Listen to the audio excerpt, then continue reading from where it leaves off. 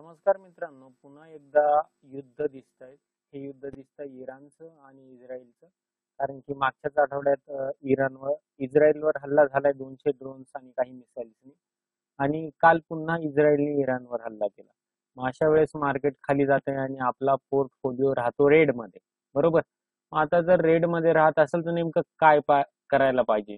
कारण की बऱ्याच जणांना हे माहित नसतं की पोर्टफोलिओ किंवा आपला स्टॉक किंवा आपली होल्डिंग जर रेड मध्ये जात असेल किंवा फायद्यात असेल आणि कमी होत असेल तर त्यावेळेस काय करायला पाहिजे, हे सगळं मी या व्हिडिओत सांगणार आहे. त्यामुळे व्हिडिओ शेवटपर्यंत नक्की बघा.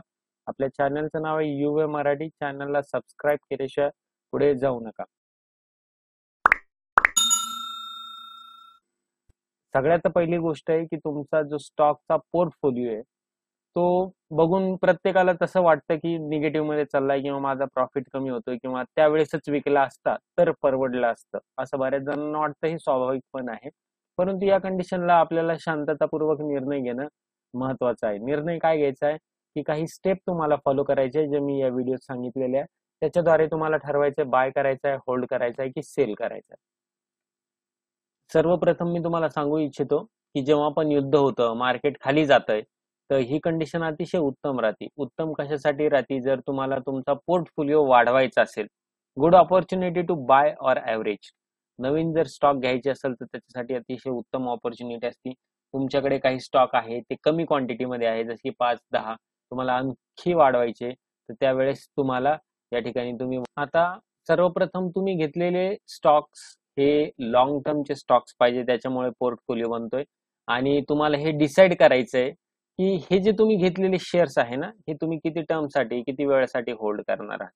काही काही लोक काय करतात की महिनाभरात प्रॉफिट आला, 5 ते 10% दिसला त्यांना, तर ते विकून टाकतात. आणि काही लोक काय की 50% झाला, 80% झाला तरी विकत नाही. तर मग अशा वेळेस लॉंग टर्म आणि शॉर्ट टर्मचा हा फायदा राहतो आणि तोटा पण राहतो. पण तत्पूर्वी तुम्हाला काय डिसाईड करायचंय, जो तुम्ही घेतलेला शेअर होता तर लॉंग टर्म साठी आहे की शॉर्ट टर्म साठी आहे, हे जेव्हा तुम्हाला डिसाईड होईल, क्लिअर होईल, तेव्हा ऑटोमॅटिक तुम्हाला विकायचा की नाही विकायचा हे तुमचं तुम्हाला समजेल. ओके. आता जर लॉंग टर्म साठी असेल आणि त्यावेळेस तुमचा स्टॉक खाली गेलेला असेल तर तुम्हाला काय त्याच्यात ऑपॉर्च्युनिटी राहील? तुम्हाला ऍव्हरेजिंगची ऑपॉर्च्युनिटी राहील. अरे तुम्ही जो घेतलेला शेअर आहे तो जरी सध्या निगेटिव्ह मध्ये चालू आहे परंतु तुम्हाला खालच्या भावाला भेटतोय. ओके, कमी किमतीत भेटतोय. मी आणखी त्याच्यात थोडेसे स्टेप बाय स्टेप ऍड करत जाईल. आणि शॉर्ट टर्म असेल तुमचा जर खाली जात असेल तर मग अशा वेळेस तुम्हाला तो लॉस बुक करावा लागेल, तुम्हाला विकावा लागेल. ओके. आता किती पण असला त्याच्यात जर लॉस असला 10% 12% तरी तो विकावाच लागेल, कारण तुम्हाला पैसे मोकळे करायचे, त्याच्यावर भरोसा नाही ना. मग या स्टेप मध्ये गरजेचं असतं की तुम्हाला शॉर्ट टर्म ठेवायचे की लॉंग टर्म. आणि आणखी एक महत्वाची गोष्ट, जर लॉंग टर्म मध्ये तुम्ही ठेवत असाल तर बाजार नेहमीच मंदीमधनं वरती येतो. म्हणजे तुमचे जे शेअर आता निगेटिव्ह आहे ते पॉझिटिव्ह होणारच आहे, नक्कीच होणार आहे. मग त्याच्यामुळं या गोष्टी डिसाईड करा, शॉर्ट टर्म की लॉंग टर्म. ओके. त्याच्यानंतर तुमचं रिव्ह्यू युअर ऍसेट लोकेशन. म्हणजे आता एक पुराणी कहावत आहे की सगळे अंडे एकाच बास्केटमध्ये नाही ठेवायचे. कारण की का, ती जर फुटली किंवा ती जर पडली तर सगळे अंडे फुटण्याचे चान्सेस असतात. मग त्याचं असेट अलोकेशन करायचं. असेट अलोकेशन म्हणजे नेमकं काय की तुम्ही जे घेतलेले शेअर आहे ते कुठल्या फील्ड मधले, कुठल्या सेक्टर मधले हे चांगलं बघायचं. कशासाठी? तुम्ही जर एकाच सेक्टर मधले सगळे शेअर घेतले असतील किंवा जवळपास सेक्टर मधले सगळे शेअर घेतले असतील तर अशा वेळेस काय होतं की तो जर सेक्टर एखादा खाली गेला तर तुमचे सगळे शेअर खाली जातात. त्याच्यामुळे वेगवेगळ्या असेट अलोकेशनचे शेअर्स घ्यायचे तुम्हाला. फॉर एक्झाम्पल तुम्ही रिफायनरीज मध्ये रिलायन्स घेतला, त्याच्यानंतर ऑइल मध्ये IOC घेतला, BPCL घेतला, त्याच्यानंतर फार्मा मधला सन फार्मा घेतला. हे मी एक्झाम्पल म्हणून सांगतोय. ओके, लगेच त्याच्यात इन्व्हेस्टमेंट करू नका. बँक मधला ICICI घेतला किंवा ऍक्सिस घेतला. तर अशा प्रकारे तुम्हाला वेगवेगळं असेट अलोकेशन करायचंय, ज्याच्यामुळे तुमची रिस्क टॉलरेशन होईल आणि इन्व्हेस्टमेंट टाइमलाईन वर राहील. मग याच्यामुळे फायदा काय होतो, जर एखादं सेक्टर त्या युद्धामुळे जरी खाली आलं तर दुसरं सेक्टर वरती असतं ना. मग अशा वेळेस आपल्याला त्या ठिकाणी फायदा होतो. आणखी एक महत्वाची गोष्ट, जर तुम्हाला असं वाटतंय नाही मला थोडीशी भीती वाटते, मला पैसे काढावे वाटतात, तर तुम्ही त्या कंडिशनला तुमचा लॉस बुक करावा लागतो. म्हणजे तुम्हाला जो लॉस आहे तो घ्यावा लागतो आणि तुमच्याकडे जी इतर ऑपॉर्च्युनिटी फॉर एक्झाम्पल FD मध्ये, RD मध्ये किंवा कुठल्या तरी अशा गुंतवणुकीमध्ये जिथे व्हॉलॅटिलिटी कमी आहे. फॉर एक्झाम्पल गोल्ड मध्ये तुम्ही इन्व्हेस्ट करू शकता. तर अशा प्रकारे असेट अलोकेशन तुम्हाला इझिली जमू शकतं, कुणीही करू शकतं. तुम्हाला काय करायचंय, तुमचे शेअर बघायचे, सेक्टर बघायचे, त्याचे लॉस असेल तर लॉस बुक करू शकता का, हा लॉस तुम्हाला परवडणारा आहे का, हे प्रश्न विचारा ना स्वतःला. परवडणारा असेल तर तुम्ही बुक करा, नवीन कुठेतरी गुंतवणूक करा, जेणेकरून या पिरियड मध्ये तो वाढेल. परंतु सध्या इलेक्शन चालू आहे आणि जर केंद्रात एक सत्ताधारी पक्ष पुन्हा येतोय, म्हणजे मोदी गव्हर्नमेंट पुन्हा येते, चांगली सीट स्टेबल गव्हर्नमेंट मिळते, तर त्यावेळेस शेअर मार्केट आणखी वाढण्याची संभावना आहे. याच्या अगोदर पण मी व्हिडिओ पोस्ट केलेला आहे. तो व्हिडिओ असा होता, जर बीजेपी जिंकली तर तुमचे शेअर फायद्यात राहतील का, किंवा बीजेपी जिंकली तर कुठले शेअर फायद्यात राहू शकता, आणि याच्या मागचं लॉजिक काय हे मी या व्हिडिओत पूर्ण एक्सप्लेन केलेलं आहे. लिंक आहे, किंवा तुम्ही डायरेक्टली हे टायटल जे तुम्हाला स्क्रीनवर दिसतंय ते तुम्ही युट्यूबच्या सर्च बॉक्स मध्ये टाकू शकता, किंवा युवा मराठी बीजेपी एवढं टाका, येऊन जाईल.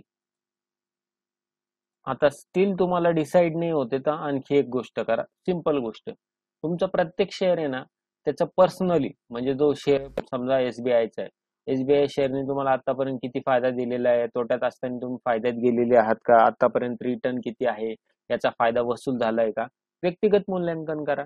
काय होतं, बऱ्याच वेळेस मार्केट जेव्हा डाऊन ट्रेंड असतं किंवा खालच्या साईडला असतं, बरेचसे तुमचे स्टॉक जे असतात ते अप ट्रेंड मध्ये असतात. मग अशा वेळेस आपल्याला काय वाटतं, यार मार्केट तर खाली चाललं पण माझे स्टॉक वरती आहे, किंवा मार्केट वरती जातं आणि तुमचे स्टॉक खाली जातं. मग अशा वेळेस काय चेक करायचं, नेमका फंडामेंटल काही विकनेस आलेला आहे का, युद्धामुळे या कंपनीच्या सप्लाय डिमांडवर काही फरक पडेल का. फॉर एक्झाम्पल, आता जर तुम्ही विचार केला युद्धाचा, इराण आणि इस्रायलचा, तर इराण सोबतचा जवळपास 5.5 लाख करोड रुपयाचा बिझनेस आहे इंडियाचा. आणि ऑइल साठी आपण मोस्टली इराणवर पण डिपेंड आहे, ऑइल साठी, क्रूड ऑइल साठी, जेणेकरून पेट्रोल डिझेल आपल्या भारतात उपलब्ध होईल. मग अशा वेळेस या ज्या BPCL कंपन्या आहे, IOC कंपन्या, ऑइल कंपनी आहे, तर यांच्यावर तर फरक पडणारच ना. यांना मग फटका बसणार त्याचा, आणि त्याच्यातून प्रॉब्लेम होऊ शकतो. मग त्याच्यामुळे हे करणं तुम्हाला गरजेचं आहे. इथपर्यंत व्हिडिओ समजला का? व्हिडिओ समजला असेल तर नक्कीच एक लाईक करा, एक चांगली कमेंट बॉक्स मध्ये टाका, आणि सबस्क्राईब करायला विसरू नका. पॅनिक सेल करू नका. बऱ्याच वेळेस काय होतं, एखादा बॉम्ब येऊन पडतो, न्यूज येते, बॅड न्यूज येते, आणि लगेचच पॅनिक सेल सुरू होती, म्हणजे सगळ्या बाजारातच पॅनिक सेल सुरू होती. मंदीच्या काळात गुंतवणूक विकून टाकली ना, तो नुकसान तर निश्चित आहे.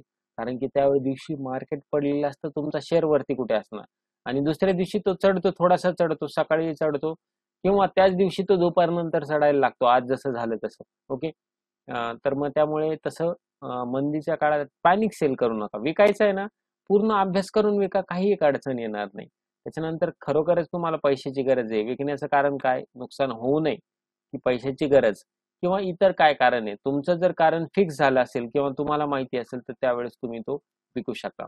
जसं की मी आधीच सांगितलं की ऍव्हरेजिंग गरजेची, ऍव्हरेजिंग या काळात करणं चांगली गोष्ट आहे.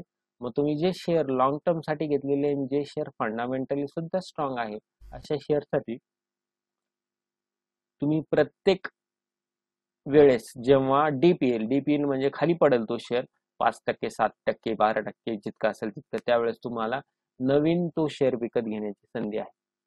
मित्रांनो, तुमचं जर डीमॅट अकाउंट नाहीये, खाली डीमॅट अकाउंटची लिंक आहे. मोफत डीमॅट अकाउंट आहे, डीमॅट अकाउंट मोफत आहे. सोबतच माझ्याकडनं तुम्हाला कोर्सेस पण अगदी मोफत मिळत आहे. डिस्क्रिप्शन बॉक्स मध्ये लिंक आहे, माझा व्हॉट्सअप नंबर पण तिथेच दिलेला आहे. अडचण आल्यास तुम्ही व्हॉट्सअप करू शकता. धन्यवाद.